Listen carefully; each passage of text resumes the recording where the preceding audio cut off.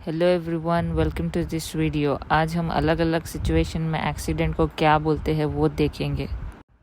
Accident एक हादसा है जिसमें आपको मार लग जाती है या दर्द तकलीफ़ हो जाती है या पैर टूट जाता है या इंजरी हो जाती है। एक्सीडेंट या घर पर होता है या काम पर या कोई स्पोर्ट्स खेलते टाइम या ट्रेन कार से होता है या फिर बहुत ख़तरनाक हादसा जिसमें ज़्यादा लोगों की मौत हो जाती है। इन सब को हम अलग अलग तरीके से एक्सप्रेस करते हैं, वो हम सीखेंगे इस वीडियो में। ये वीडियो को आखिरी तक देखिए ताकि कोई इन्फॉर्मेशन आपसे मिस ना हो जाए। बगैर कोई इंटेंशन के कोई हादसा हो जाना उसे एक्सीडेंट बोलते हैं। चलिए अब हम देखते हैं इसे कैसे यूज़ करते हैं कुछ एग्जाम्पल सेंटेंसेस के साथ। She had an accident while she was playing basketball and broke her arm. इसका मतलब है बास्केटबॉल खेलते हुए उसका एक्सीडेंट हो गया और उसका हाथ टूट गया। चलिए और एक सेंटेंस देखते हैं। The park is now closed following a serious accident. इसका मतलब पार्क बंद हो गया है एक्सीडेंट के वजह से। चलिए एक्सीडेंट के बदले में हम दूसरा कौन सा वर्ड यूज़ कर सकते हैं? क्रैश। क्रैश इसका मतलब है जिसमें कार, बस, प्लेन किसी चीज़ को हिट करके टूट जाती है या बर्बाद हो जाती है, उसे क्रैश कहते हैं। चलिए देखते हैं इसे कैसे यूज़ करते। हर husband died in a plane crash in 1990। इसका मतलब है कि इनकी हस्बैंड की डेथ हो गई है प्लेन क्रैश में 1990 में। चलिए और एक सेंटेंस देखते हैं। Someone stole my car and crashed it. कोई मेरी कार चोरी करके क्रैश कर दिया। चलिए ये देखते हैं कि क्रैश सेंटेंस में यूज़ करने से किस चीज़ों का ध्यान देना चाहिए। Note, don't say crash with something. Crash with something ने मत बोलिए, क्रैश इनटू समथिंग बोलिए। इस पर एक एग्जाम्पल सेंटेंस देखते हैं। The truck skidded across the road before crashing into the wall. चलिए एक्सीडेंट के लिए और कौन सा वर्ड यूज़ होता है देखेंगे। रैक। इसका मतलब है कि कोई कार, बाइक या ट्रेन का कुछ सीरियस ख़तरनाक टूट जाना उसे रेक कहते हैं। चलिए कुछ सेंटेंसेस देखते हैं।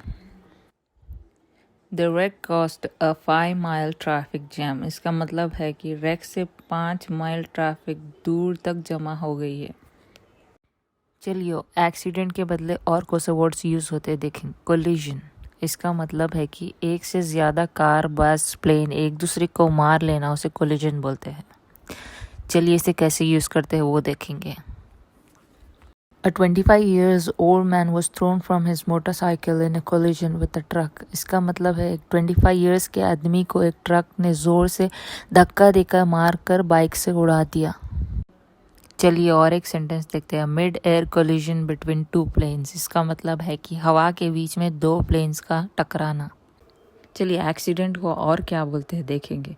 पाइल अप इसका मतलब है एक सीरियस एक्सीडेंट जिसमें कार से एक दूसरे को हिट करेंगे, उसे पाइल अप बोलेंगे। चलिए इसे कैसे यूज़ करते हैं वो देखेंगे। Pile up happened in thick fog. इसका मतलब है फॉग के होने की वजह से पाइल अप हो गया। चलिए और एक वर्ड देखते हैं एक्सीडेंट के लिए। Get run over. इसका मतलब है कोई कार या कोई व्हीकल हिट करके ऊपर से चले जाना, इससे सीरियस इंजरी हो जाना या डेथ हो जाना, उसे रन ओवर बोलते हैं। चलिए इसे कैसे यूज़ करते हैं वो देखते हैं। Our last cat got run over by the car outside our home. इसका मतलब है कि अपने बिल्ली गाड़ी के नीचे आकर मर गई घर के पास। चलिए एक्सीडेंट के लिए और एक कौन सा वर्ड यूज़ होता है? डिज़ास्टर। इसका मतलब है ख़तरनाक एक्सीडेंट होना जिसमें बहुत सारे लोग की मौत हो जाना, उसे डिज़ास्टर बोलते हैं। चलिए इसे कैसे यूज़ करते हैं वो देखेंगे। Disaster happened, the ship carrying hundreds of people sank. इसका मतलब है कि डिज़ास्टर ऐसा हुआ कि शिप सारे लोगों को लेके डूब गई। चलिए और एक सेंटेंस देखते हैं। Natural disasters such as earthquakes are common in this part of the world. इसका मतलब है कि कुदरती डिज़ास्टर्स जैसे अर्थक्वेक्स आम है देश के ये हिस्से में। चलिए एक्सीडेंट के लिए और कौन सा वर्ड यूज़ होता है देखते हैं। कैटास्ट्रॉफी। इसका मतलब है कि बहुत ज़्यादा ख़तरनाक घटना होना जिससे शहरों बर्बाद हो जाना, उसे कैटास्ट्रॉफी कहते हैं। चलिए इसे कैसे यूज़ करते हैं वो देखेंगे।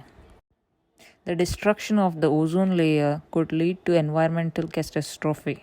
इसका मतलब है ओजोन लेयर के ख़राब हो जाने से बड़ा एनवायरमेंटल धमाका होता है। चलिए और एक सेंटेंस देखते हैं। Fear of possible nuclear catastrophe, इसका मतलब है न्यूक्लियर धमाके की संभावना से डर लगता है।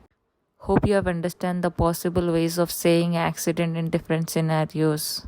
For more videos, please subscribe the channel and thanks for watching.